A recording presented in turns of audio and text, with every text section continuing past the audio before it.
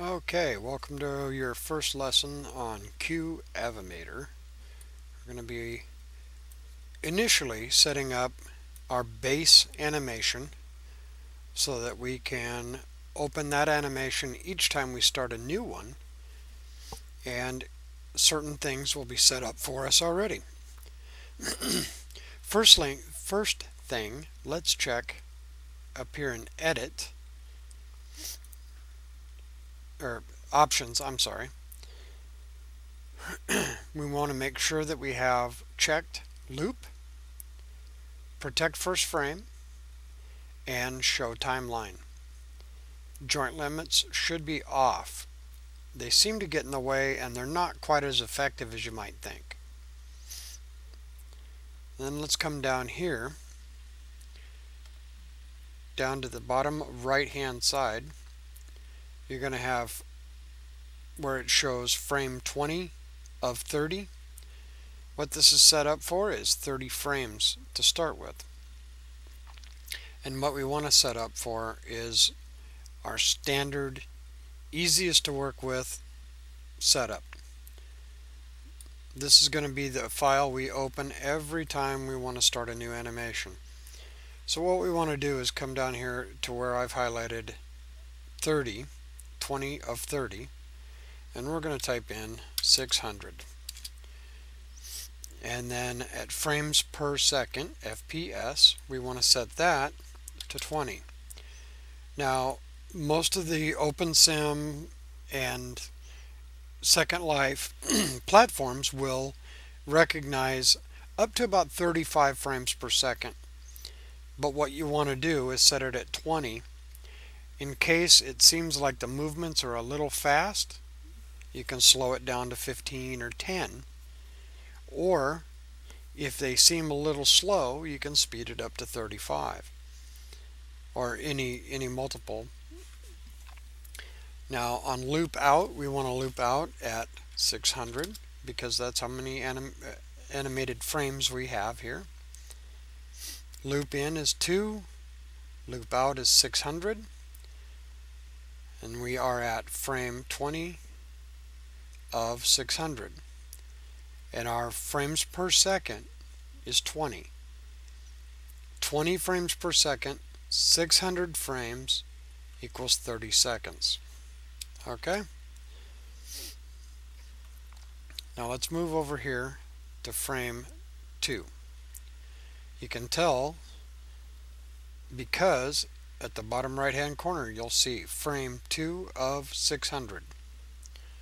Now at frame 2, the first thing I like to do is set the hips so that they are at a height where the feet are touching the floor, because currently they aren't. So I usually set it at 41 on the Y position.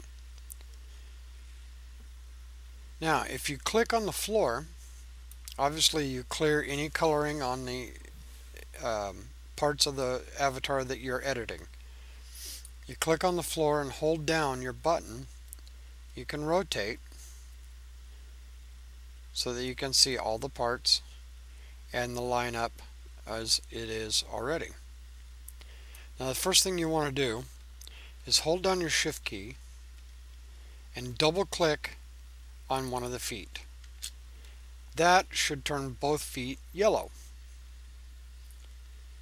Now you come over here to the right hand side of the screen on your rotation, and I usually like to mess with the green rotation a little bit, the Y rotation on the feet, and I'll spread them apart a little bit. Now if you look down here, they're a little further apart, and that looks somewhat natural. Now if you rotate to the side, you can hold down your shift key and double click on one of the shins, and then come up here to your X rotation, and you want to bend the knees just a little bit. Now we'll come up to the thighs and our X rotation, and we're going to rotate the thighs just a little bit forward. Let's take a look from the side. That looks like a fairly natural stance for the legs. Now let's come up to the waist, and I like generally to rotate it back 1 so it shows -1 on the X rotation. Then on the chest, I usually rotate it forward by 1, so it'd be a +1 on the X rotation. Now if we come up to the shoulders, or as they're properly called, the collar, and hold down our shift key, double click on the collar, and I usually drop the shoulders a little bit. Most people don't stand with their in a shrug constantly. So then we click on the upper arm, we rotate it down so that the arms are at their side. Somewhat of a natural hang. Don't worry about that area that's pie sliced out. It won't matter. Your avatar skin will cover that blank spot. You'll never notice it. So we hold our shift key down and double click on the forearms. Let's bring them forward just a bit. Maybe not that much. There we go.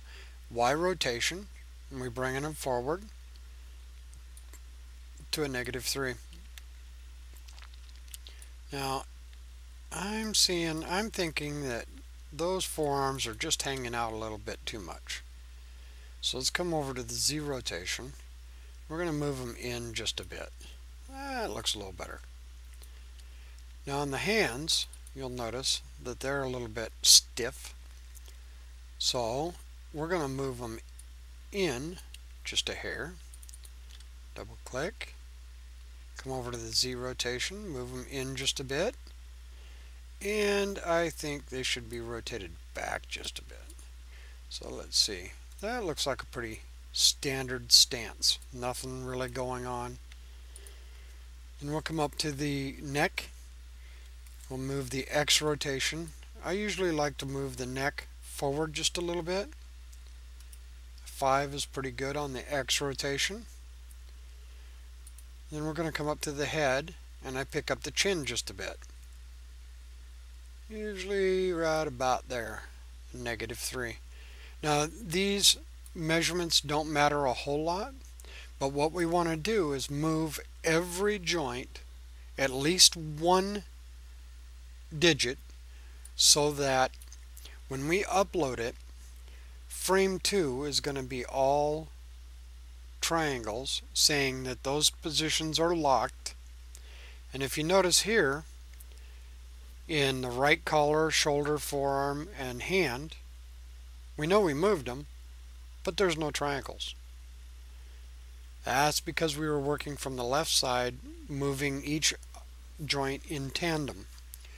So if you come over here to the right foot and double click on it, turns the whole leg purple.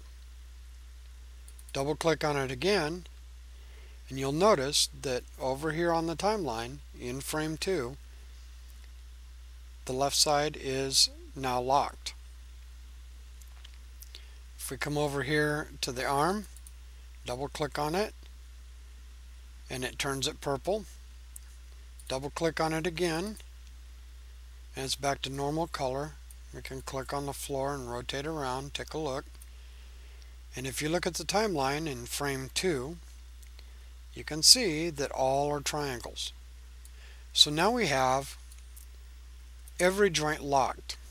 And this is pretty important because later on when you upload the animation, you want to make sure that you're telling whatever platform you're loading to, Second Life, InWorldz, Spot On 3D, doesn't matter, OpenSim, that frame 2 tells that platform that in this animation you want control over every joint. So now that we have our initial position, we want to come up here and save this file as, and generally I will save it as one T-pose. Let's come down here to our tutorials, animation videos. Now you're going to want to put this in any animation folder that you make up. I'd probably suggest doing that right away. So let's give it a name. I've already named one, so now I have one T-pose. Now I put one there for a serious reason. It keeps it at the top of my list so I can access it quickly each time I go to that folder. Now, when you name it, make sure that you give it the name, period, and the file extension is always, you have to type it in, BVH. If you don't, it will save it as an AVM file, and when you go to upload it to a program like Spot On 3D, you won't see it because it's looking specifically for BVH files. That's the only thing that they understand. So BVH has to be typed in after each name when you're saving a file. So we saved it. That is our base animation that we're going to open every time that we start a new animation.